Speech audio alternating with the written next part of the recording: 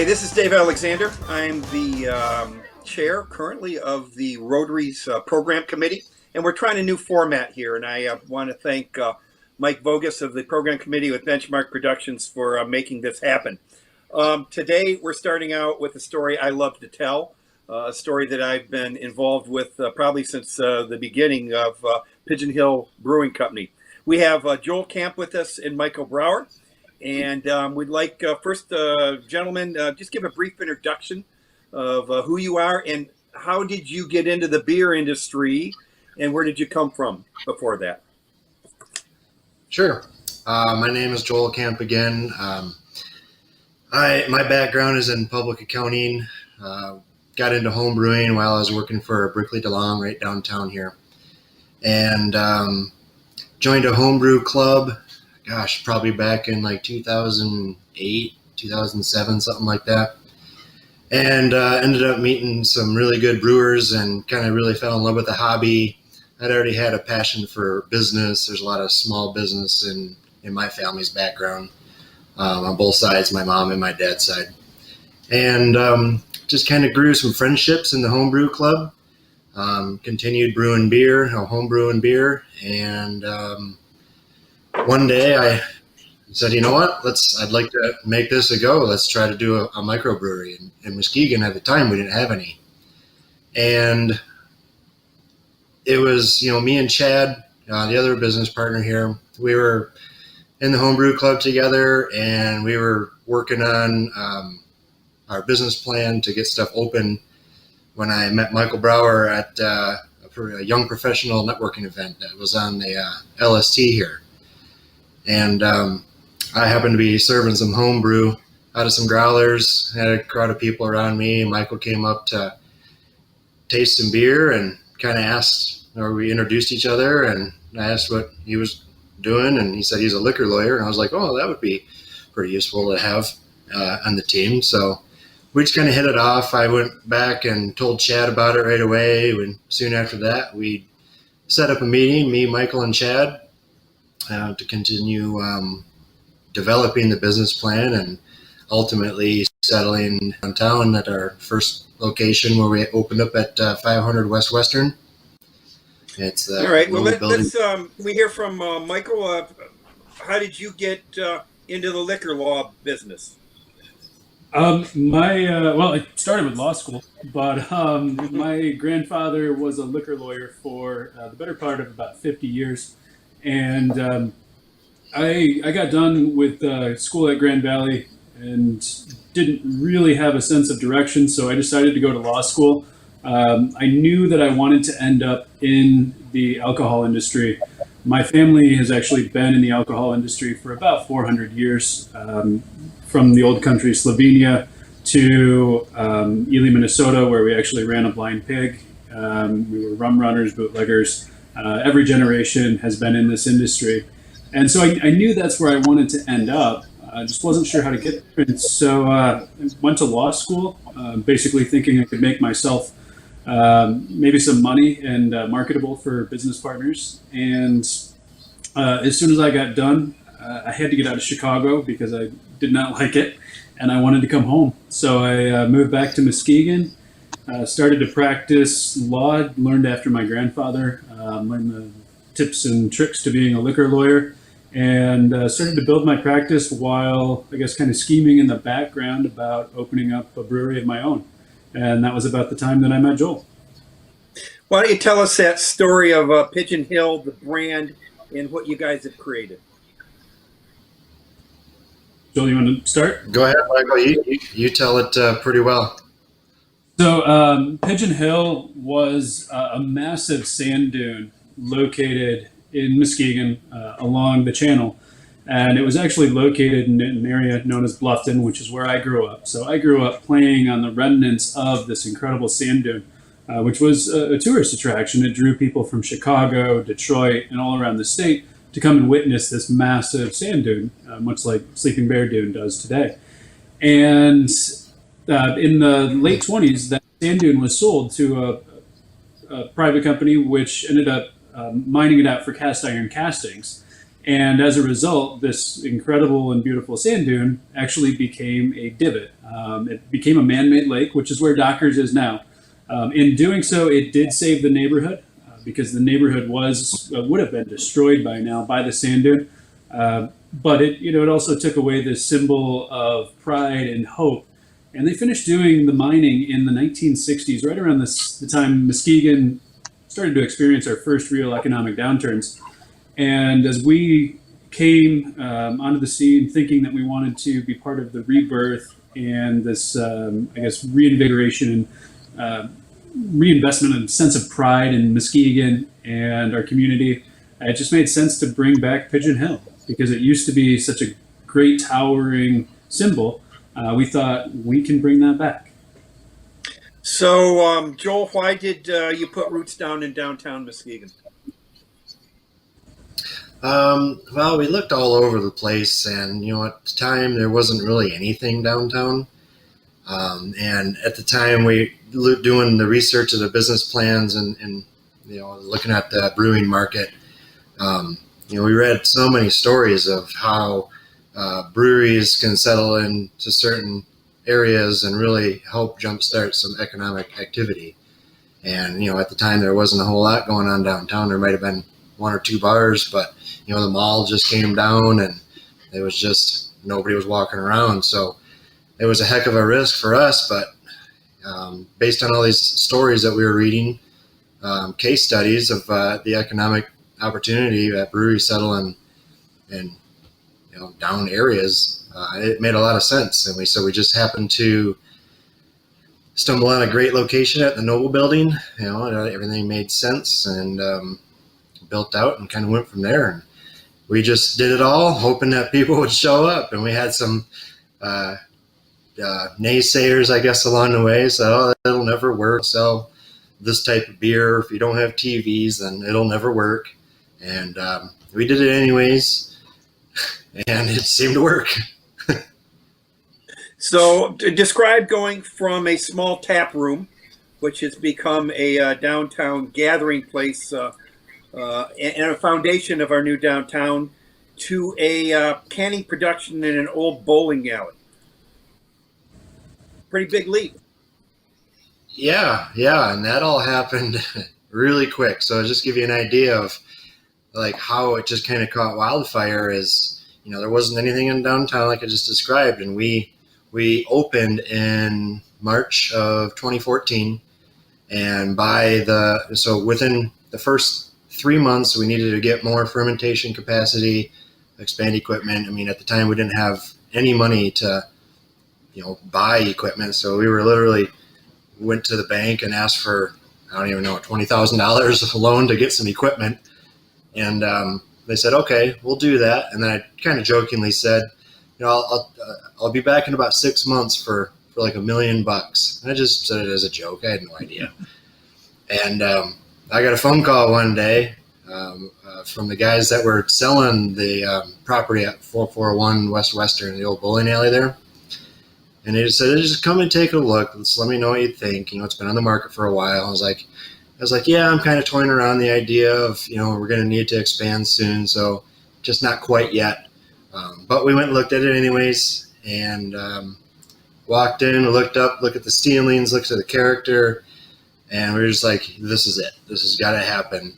So got to work right away on like an extension of the business plan, the financial planning around all the equipment that we would need to put in there, the layout, the building, purchase price. So we got all this stuff together and called up my banker and I said, all right, I need $1 million. Can we set up a meeting soon? And so I went in there and slid over all of my research and documents and plan in a folder. And he said, all right, I'll take a look at it. And I guess the rest is history. I'm not exactly sure how we got it passed because we were only in business for like 6 months at the time. So we didn't have any business activity or anything. But I think it was basically based on the projections that I had developed through the initial business planning process and how we were beating those projections. So I was always pretty conservative at putting budgets and forecasts and stuff together. And so we got approved for that, and then the build out started, and we had a lot of learning to do because that was a whole new ball game for us. So tell me about the product. What is Pigeon Hill beer and the selections that you provide both at your tap rooms and in the cans, and what's the most popular out there? These days, the answer actually differs based on whether we're talking about our tap room or out in the market. Even actually differs based on what part of the state we're talking about, because our products are available throughout Michigan. As a general rule of thumb, though, if you add everything together, our top seller, hands down right now, is something called Salted Caramel Porter. It is a light-bodied American porter with caramel and sea salt. It sounds sweet and desserty, but it's actually really infinitely drinkable. And kind of a follow-up for our second most popular beer, and the first beer we had that really took off, which is called Oatmeal Cream Pie. And that's a brown ale that tastes like Little Debbie's Oatmeal Cream Pie cookie. But much like SCP, or Salted Caramel Porter, that beer achieves that flavor profile without being too sweet, without being too heavy. It's a beer that you can still sit and have more than one pint of. And that's somewhere that we've kind of cut our teeth. Is a lot of breweries make these beers with adjuncts, so flavorings. And some of them are extremely good, but they're not beers that you want to drink a lot of. And we've made a couple, like Salted Caramel Porter and OCP, that are infinitely drinkable, despite having these flavors that instantly remind you of some sort of cookie or confectionery. In addition to those, we do absolutely embrace what we call clean beers, so beers without the adjuncts. We just released two for this summer. One is called Beach Please, just a really nice, easy drinking summer ale. And then Catalina Mexican Lager, which is one that I'm particularly excited about. 4.5%, really easy drinking Mexican lager, the kind of beer you can drink all day. I think those are what we really drink a lot of in-house, as well as our IPAs, just really classic American IPAs, which are beers that we gravitate towards, and also the beers that we tend to sell the most of in our tap room in Muskegon. Tell me about distribution. Tell me about the volume of beer that you started with, where you're at today. That's right up my alley. I head up our sales and marketing. Distribution, we are statewide. Historically, we're statewide in both kegs and cans. For the last 3 months, we've been statewide in just cans, with everything going on in the world. But we're in, before COVID, we were in about 1,200 points of distribution on average each month. So roughly 1,100 to 1,200 retailers that you can buy Pigeon Hill beer from, no matter where you are in the state. And initially when we started out, it was our tap room, and then we started distributing a few kegs here and there, just in Muskegon. Once we added that canning line and the new production facility, we had to ramp it up. We were producing more, we had to sell more, and so we started moving our way outside of Muskegon. And now we're. It'll be interesting to see where we end up this year, but we would have been. I'm just trying to do the math in my head. At least 5 times greater production than we were the first year that we were really pushing products out in the market.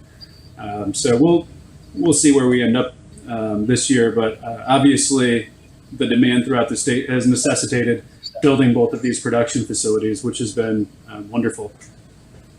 So I believe you also have a distiller's license, and how does that fit in with a brewery? Go ahead, Joel. Yeah, well, we have a distiller's license just to try to keep our options open so we can easily pivot one way or the other depending on how the market trends are going. We don't necessarily produce, but we do process some spirits here. We do have a mixed cocktail in a can, a little collaboration, with McClure's. We put a Bloody Mary ready to drink in a can, so it comes out about 7.5% alcohol. And with those licenses, it just allows us to partake in those types of opportunities. So it just keeps us nimble and diversified, I guess. You mentioned your large facility that you put together. That's the third footprint that you've had in downtown Muskegon here since you've opened. And that is the expansion and investment that you made on the north side of Shoreline Drive. What are we looking? We lost you for a second there, Dave. What was the question? Okay, we're going to the expansion and investment you're making on the north side of Shoreline. Yep. Shoreline Drive production facility. Speak to how that came together and where's that taking you as a company? Well, this was a strategic move as we developed our 441 Western property for production. It seemed like a lot of space, but it filled up really quick. So we were looking at a place that we could combine production and a tap room, that we weren't necessarily landlocked, because we were landlocked at the other place too. And so that's really the decision that we made to build from scratch, because at that point, we've done design and built a couple of breweries already. Like the first one was really small, and the second one was a learning process, and we did really well at executing that plan. But we learned some things along the way, and we could gain even more efficiencies by building a new facility and be more strategically prepared for market shifts or expanding opportunities at this parking lot here, because we do have, I think we can build almost up to like 40,000 square feet, and this building, the new one here, is 15,000.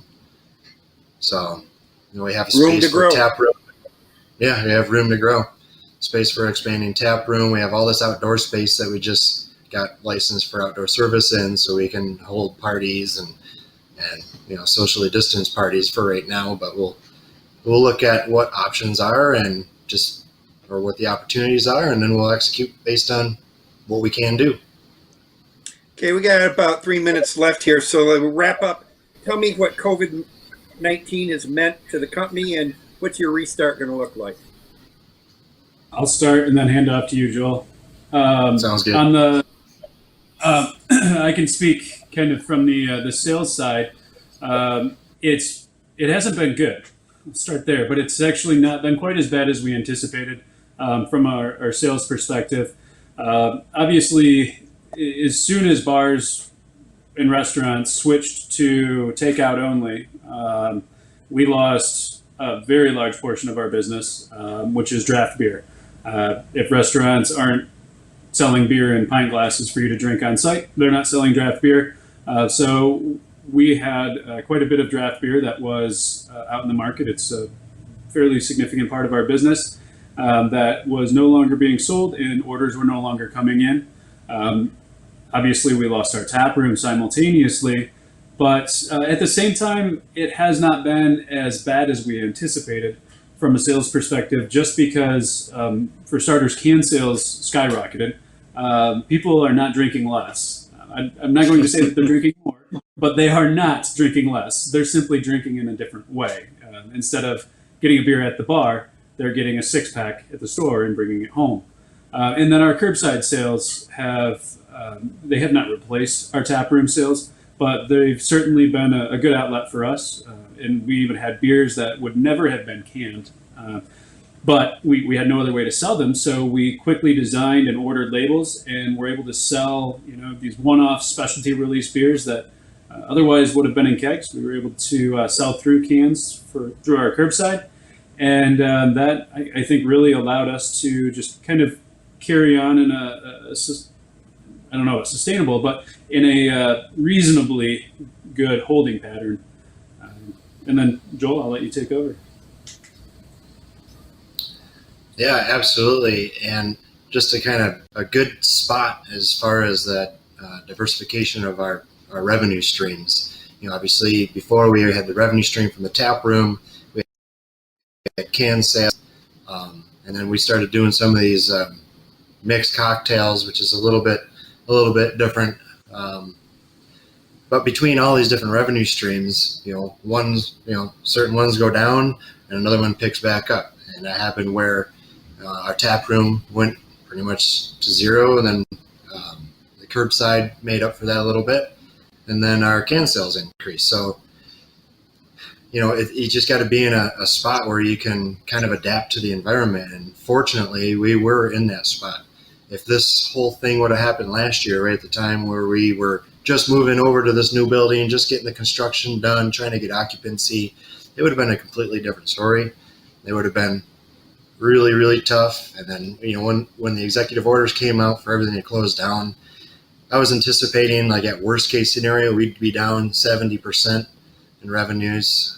But we're not that far down because of the increase in can sales, and the curbside has been at least helping us tread water. So it's not All right. It's really challenging and tough, but it's not as bad as it could be. Great way to end. Thank you for telling the story of Pigeon Hill. You're telling Muskegon's story. You're telling our future, and as the brand tells our past. Again, for those who are coming downtown, as we start to start our economy, check out the parking lot at Pigeon Hill Production Facility. I think we'll be gathering there a bit this summer. So for now, we'll be back to Linda and the Rotary Club. Thanks, guys.